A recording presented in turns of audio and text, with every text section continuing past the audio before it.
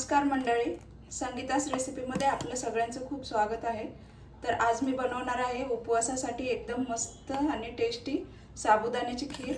खूपच पटकन होते आणि खूपच चविष्ट लागते। चला तर मग आपण या रेसिपीला सुरुवात करूया। इथे मी 1 वाटी साबुदाणा घेते। हे आपल्याला स्वच्छ धुवून घ्यायचं आहे। 2-3 वेळा धुवून घ्यायचं। 2-3 वेळा धुतलाय। आता हे पहा पाणी किती याच्यामध्ये टाकायचं आहे आपल्याला। साबुदाणा बुडून थोडंसं वर येईल एवढंच पाणी आपल्याला ठेवायचं आहे। आता हे मी रात्रभर ठेवणार आहे आणि सकाळी याची मस्त खीर बनवणार आहे।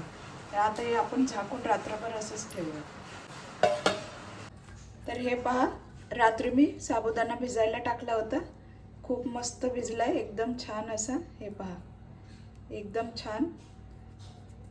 आणि आता आपल्याला खिरीसाठी बघा, हे मी ड्रायफ्रूट कट करून घेतलेत, काजू बदाम वगैरे, आणि इलायची 2-3 वाटून घेतली। थोडंसं तूप लागणार आहे आणि साखर आणि अर्धा लिटर दूध। तूप टाकलं आणि त्याच्यात इलायची टाकली। आता हे ड्रायफ्रूट घालूया,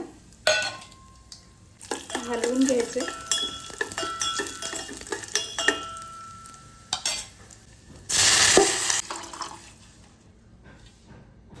मी दूध गरम करून अगोदरच ठेवलं होतं। त्याच्यात आपल्याला साखर घालायची।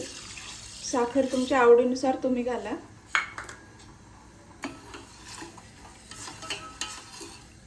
आता याला छान अशी उकळी येऊ द्यायची आपल्याला। त्याच्यानंतर आपल्याला साबुदाणा घालायचा।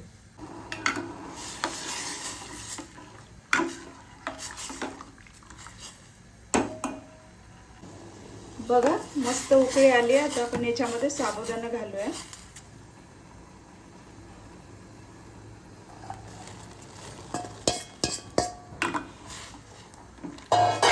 तर साबुदाणा घातला तर उकळी आपली थंड झालंय दूध।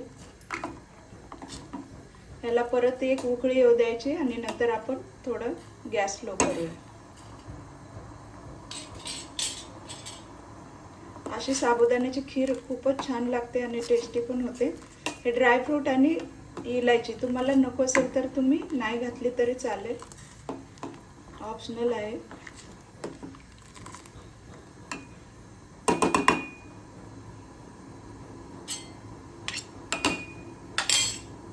पहा किती रंग पण किती छान दिसतोय।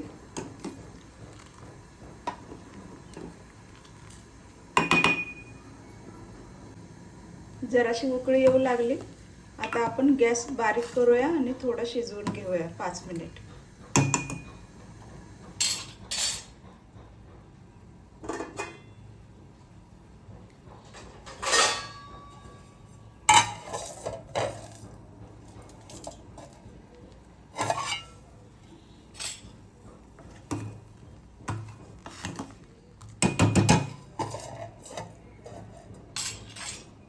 थोडंसं उघडच ठेवायचंय आणि लक्ष राहून द्यायचंय, कारण वरती दूध वर येऊ नये म्हणून।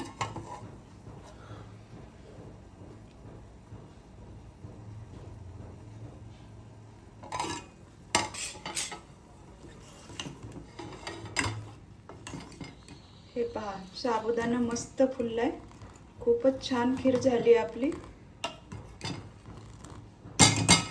आणि हे जसं जसं थंड होईल तसं तसं ह्याला जाडसरपणा येतो, दाटसरपणा येतो। अजून 2 मिनिट ठेवूया आपण।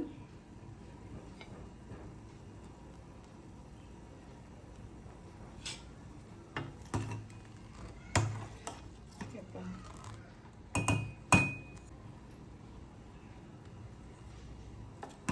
तर हे पहा आपले 5-6 मिनिट झालेले। आता आपण गॅस बंद करूया।